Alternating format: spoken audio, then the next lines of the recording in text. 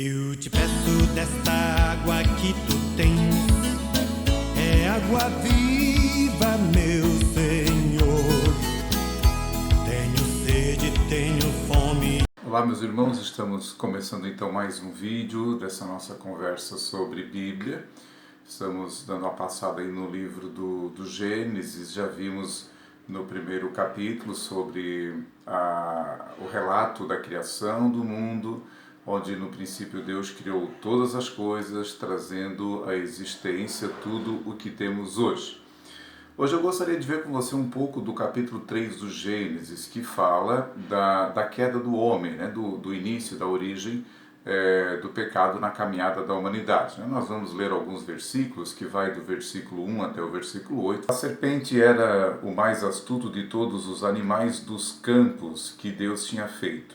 Ela disse à mulher: Então Deus disse: Vós não podeis comer de todas as árvores do jardim? A mulher respondeu à serpente: Nós podemos comer do fruto das árvores do jardim, mas do fruto da árvore que está no meio do jardim, Deus disse: Dele não comereis, nele não tocareis, sob pena de morte. A serpente disse então à mulher: não morrereis. Mas Deus sabe que no dia em que dele comerdes, vossos olhos se abrirão, e vós sereis como deuses, versados no bem e no mal. A mulher viu que a árvore era boa ao apetite e formosa à vista, e que essa árvore era desejável para adquirir discernimento. Tomou-lhe do fruto e comeu. Deu também a seu marido, que com ela estava, e ele comeu.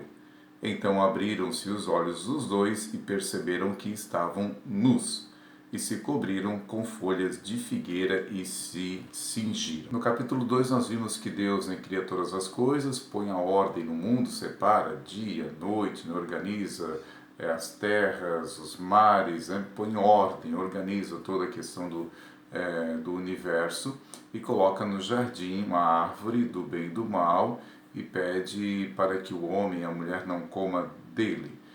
Ou seja, coloca o ser humano à prova.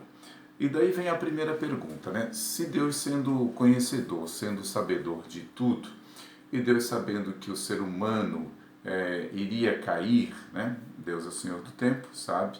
Sabendo que o ser humano iria cair, por quê? Por que Deus colocou o ser humano à prova mesmo assim? Né? Segundo os estudiosos bíblicos, né, na sua sabedoria, no seu plano misterioso, Deus, vamos dizer assim, que fez uma conta. Né? E no final dessas contas, deixava com maior glória para ele que acontecesse dessa maneira. Mesmo sabendo qual seria o resultado do teste, no qual o homem foi submetido, ou seja, calculando, né, os resultados, olhando a eternidade, pensando na redenção, pensando mesmo no seu filho, na sua morte de cruz, né? Mesmo diante de tudo isso, Deus saberia que no final esse caminho era o melhor, era o mais sábio e que traria mais glória a Deus. Né? Aliás, Deus não só sabia, né, como tudo isso já estava no plano de Deus desde o início. Bom, voltando ao capítulo 3 então, né, do Gênesis, o versículo 2 vai nos apresentar então a serpente, né, como a personificação do mal, né, ou a personificação de Satanás. Né? A Bíblia ainda não nos fala nesse momento que é Satanás, que é o diabo, mas durante, né, a caminhada, durante os relatos da Bíblia, isso, a maldade, né, o mal do mundo será então atribuído, vamos dizer que é atribuído a ele. O ataque da serpente é na palavra de Deus. Ela começa, né, colocando dúvida, né? No versículo 1 diz assim: Vós não podereis comer de todas as coisas do jardim? Ela faz uma pergunta, ela questiona, ou seja, ela já coloca dúvida, né, na cabeça da mulher. Né? Ela questiona a palavra de Deus, a ordem que tinha sido dada ao homem e à mulher. Bom, a mulher comete então, né, o erro de dialogar com a serpente, né? Ela cai na lábia da serpente. Isso é uma coisa que nós não devemos nunca dialogar com o mal nesse sentido, né? Quando alguém, por exemplo, nos faz uma proposta, né, de pecado, de corrupção, A pior coisa que se faz é, vou pensar, né? Vou ver, vou analisar, né? Não adianta. Com o mal não se dialoga, né? Tem que ser forte e já cortar o mal vamos dizer assim, pela raiz, né? Mas a mulher, né, Eva, na sua inocência, não conhecia o pecado, não sabia ainda, né, do que era, na verdade, o mal, não conhecia o mal. Então ela acaba caindo na lábia da serpente. No versículo 4, a serpente ela acaba contradizendo a palavra de Deus, né, quando ela diz: é certo que não morrereis, né? E atribui ainda a Deus um motivo errado, né? A serpente diz: olha, é certo que Deus não quer que sejais igual a Ele, né? Vós sereis como deuses, conhecedores do bem e do mal. Né? De fato, o homem e a mulher eles viriam a conhecer o bem, mas de uma outra forma, né? E dessa forma com que a serpente levou eles a conhecer, né, o homem e a mulher vieram a conhecer o bem e o mal. Só que de uma forma que acabou desgraçando, né, tanto a vida deles como também a vida de toda a sua descendência. E de fato, né, se é algo que a gente pode tirar como conclusão disso tudo, é que a serpente, né, o diabo, continua o mesmo hoje, né, não continua fazendo a mesma coisa hoje, né? O ataque, você pode perceber, é sempre onde? É sempre na palavra de Deus, né? Ele sempre questiona, né? Coloca dúvida na cabeça da gente. É isso que Deus disse mesmo, né? Que Deus justo é esse? Será que Deus não está sendo injusto, né? Será que Deus não é um estraga-prazer, né? Deus fica proibindo tudo. Ser cristão às vezes se torna chato, né? Ser cristão é cheio de norma, é cheio de regra, isso não pode, aquilo não pode, enfim, né? O diabo, meu amigo, continua a fazer a mesma coisa, né? Justamente para impedir que as pessoas, né? Impedir das pessoas andarem, né? De terem a amizade de Deus, de andarem nos caminhos de Deus. Questionando a palavra de Deus, questionando os motivos de Deus, dizendo que Deus é severo, iludindo as pessoas com falsas doutrinas, né? Essa é a origem da tentação, né? Muita gente não entende, né? Muita gente não entende a maldade, né, do diabo. A arma principal e o alvo principal dele é onde? É a mente, né?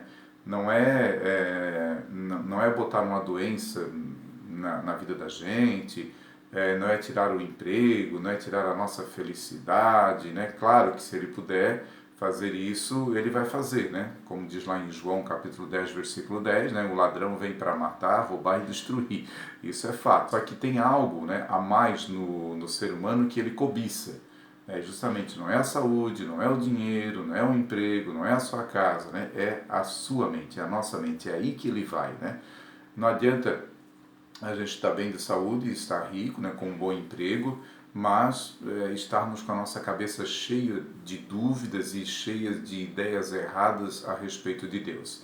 Então, ele vem no entendimento, ele quer o quê? Ele quer confundir, né? Claro que se ele puder lhe desgraçar, ele vai fazer isso também. Mas se ele percebe, né, se ele perceber que a falta das coisas materiais lhe afastam de Deus, então ele vai fazer de tudo para lhe tirar as coisas. Só a gente ler, por exemplo, né, o livro de Jó, né, toda a armação que ele faz, né, ele atribui a Jó a felicidade de Jó e acreditar em Deus porque tinha bens, então ele tira todos os bens de Jó justamente, né, para testar. E é assim que ele faz muitas vezes com a gente, né? Ele trabalha nesse sentido, ele vai percebendo aquilo que nos afasta de Deus e age dessa maneira justamente na nossa vida, né? A gente diz isso porque a gente percebe que, né, o Satanás ele não é bobo, né? Ele é astuto, assim como a cobra. E sabe que muita gente, né, ao contrário, quanto mais bens, mais se afasta de Deus, né? Tem gente que nós sabemos chega a fazer pacto, né, para ter o quê? Para ter mais riqueza, para ter mais sucesso, né, para ter mais fama, para ter mais status, né, para crescer, para aparecer. Em troca disso, né, acaba negociando e ele cobra caro. Muito bem, vamos adiante, né? Nos versículos 6 a 8, então, nós temos de fato ali a queda do homem, né? A mulher primeiro viu que o fruto da árvore é bom para se comer, né? Claro, ela provavelmente já devia ter visto a árvore lá no jardim, já deveria ter visto o fruto antes, né? Sabia onde era, sabia qual era, mas agora ela olhou para o fruto com um olhar diferente, né? E aqui começa, vamos dizer assim, aqui começa a queda, né? Aqui começa o pecado. Agora ela não olha mais com um olhar de gratidão, como fazia antes, né? E ao ver aquilo, sabendo que aquilo fazia parte da criação, e através daquilo ali, admirando, glorificava a Deus. Não, agora o olhar é outro, né? Agora é o olhar com um olhar de cobiça, de vontade de se apossar daquilo, né? O pecado começa nesse exato momento. O mal começa a entrar em seu coração. Ela vê que é bom para comer, ou seja, ela quer, né? Segundo, né, fala que era agradável, né, aos olhos, que era formosa aos olhos, né? O fruto agora ele agrada a ela, ou seja, já é um desejo interior, né? Já é uma satisfação pessoal, já é algo que lhe dá prazer. E fala também depois, né, que é um fruto desejável para dar entendimento, né? Já não mais ela está satisfeita com o entendimento que recebeu de Deus. Ela agora quer, né, por ela mesma, adquirir o entendimento. Então aqui nos fica bem claro, né? Essa é a descrição do pecado que acontece na vida da gente, né? Como é que o mal entra, né, no coração do ser humano. Começa com os olhos, né, com a cobiça, na mente, com os pensamentos, os desejos, né, na nossa imaginação, até virar uma ação concreta, né? No versículo 6 fala, né, que então a mulher tomou do fruto e comeu e deu também ao seu marido e ele comeu. Então aqui se concretiza, né, a queda, aqui se concretiza de fato o pecado, a desobediência do que Deus tinha pedido, né? Os efeitos do pecado já vem a seguir, né? Primeiro, fala que abriram-se os olhos, né, de ambos e viram que estavam nus.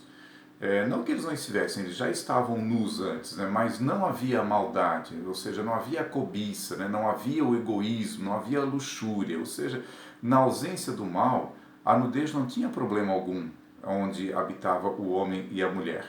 Com a presença do mal, tudo muda, né, o olhar muda, o pensamento muda. Ou seja, aparece a vergonha que o ser humano passa a ter de si mesmo. O próprio, né, o olhar para o outro já não era a mesma coisa que antes. A ponto que eles, né, de vergonha, acabam se cobrindo. E o segundo efeito do pecado, que a gente já vê logo em seguida, né, além da vergonha e se verem nus, é que o homem e a mulher acabam fazendo o quê? Acabam fugindo de Deus, né?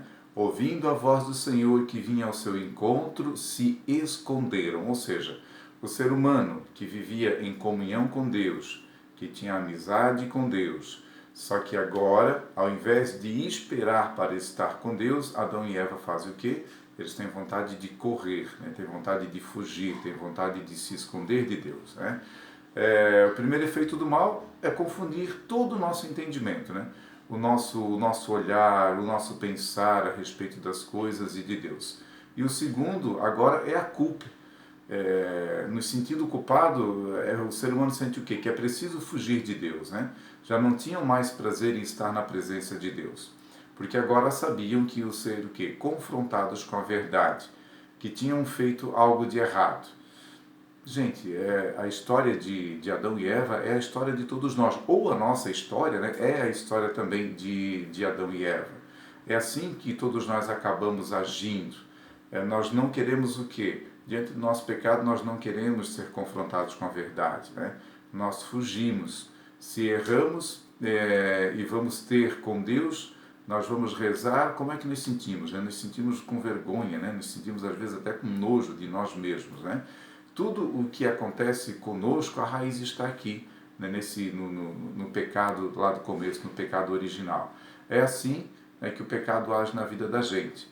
Nos afasta de Deus, nos corrompe completamente. Até o próximo vídeo. Fique com Deus. Até lá. Vens de Deus, estás em Deus, também